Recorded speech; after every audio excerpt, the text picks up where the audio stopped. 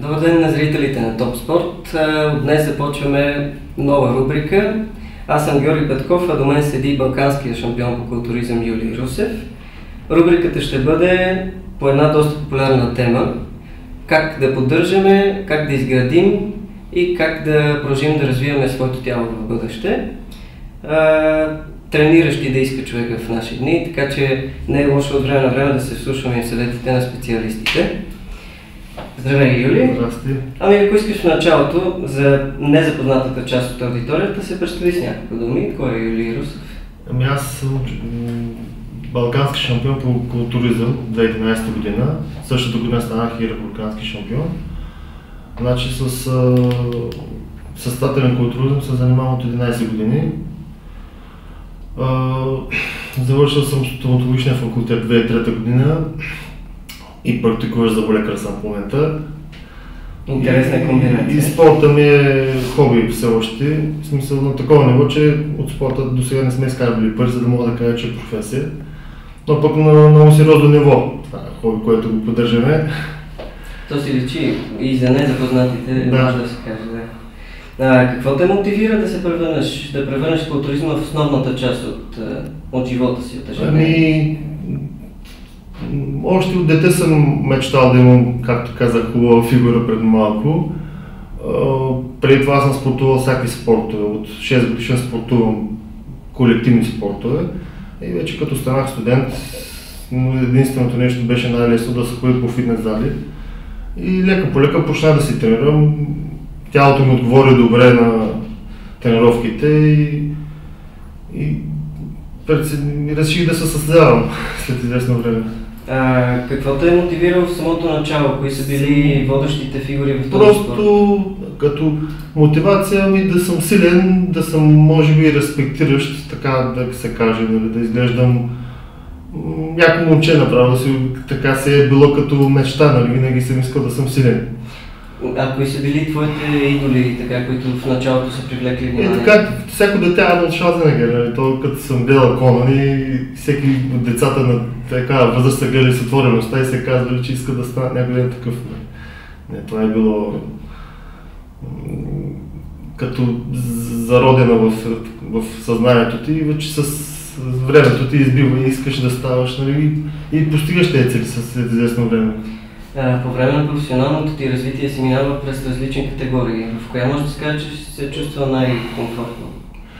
Ами да ти кажа, сегашната бе по-комфортно, защото няма ограничение много от храната. В смисъл, в по-малката категория, като съм бил, за да влеза в категория, се ограничаваше яденето. И което хем да имаш ограничено ядене, хем да правиш добра физика и да трупаш мускули, е много трудна работа. И точно пред състезателно, примерно, яденето е много намалено и не е приятно. С малко хранене, двуразови тренировки. Тоест в някакви случаи може да се каже, че изглеждаш по-добре преди да влезеш в предсъстезателния цикъл. Тоест по-внушаващо, както кажеш. Ами повечето са така по принцип. Вече като се почне да се изчистват тялото от мазнините, кожата да стане съвсем тънка, всеки с една идея мускулатурата се свива,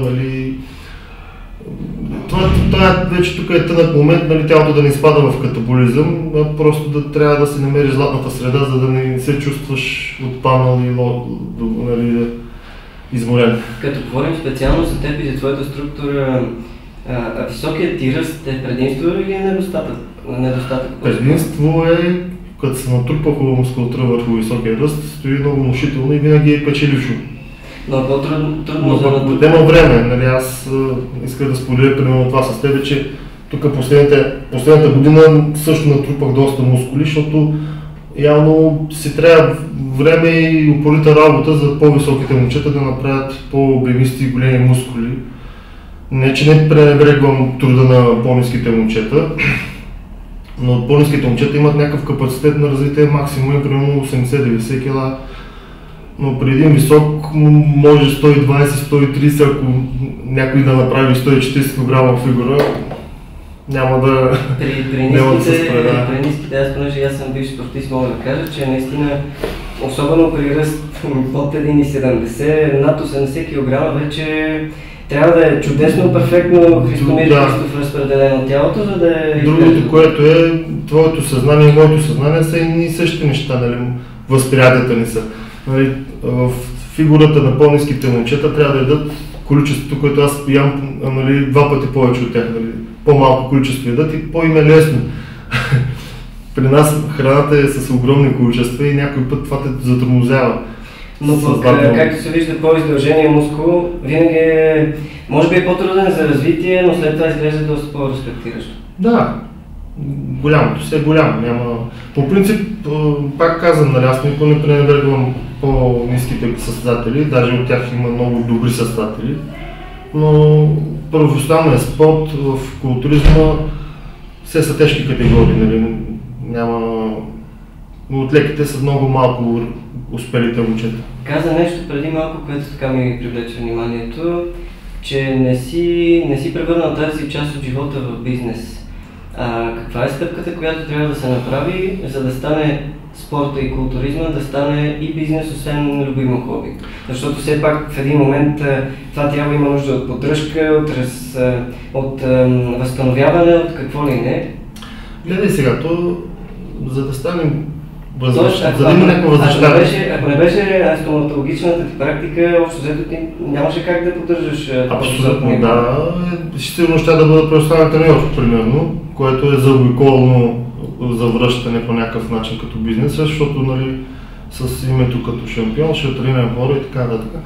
Но това е за мен е скучна работа малко. Другото, което е, дето му нали, каза за това, като да се завърти като бизнес, нали, това нещо е, че в България първо е малък пазар. Нали, ако беше по-голямо населението, ще има по-голям пазар, тогава нали, наистина по-лесно щеха да се намират фирми, които да подкрепят спортистите и съответно тези спортисти да рекламират тези фирми.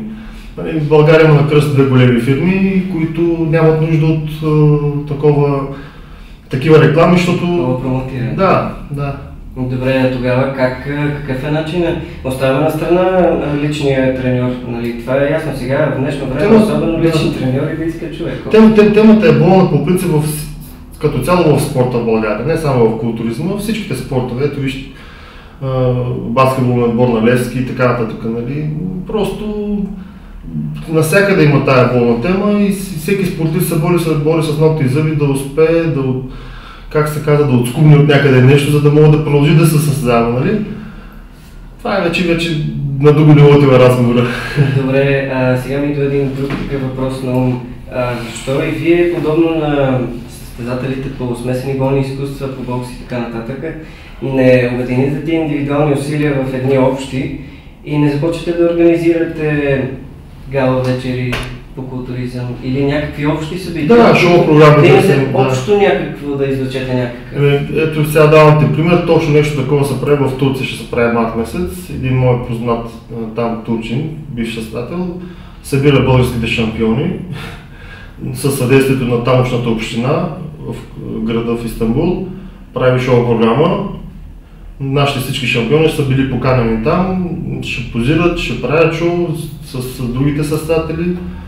Ето един пример, който и ние можем да го направим някой ден. Трябва да отида до някоя община или пък до някоя фирма да искам средства, дали ще се получи. Те ме виждат като някаква просия само, че им искам, но аз трябва да се разбере, че това е вид реклама, защото ще има присъстващи, ще се отразява в медиа. Да, пък това не е индивидуално за теб, да. Става просто за самия спорт, така че...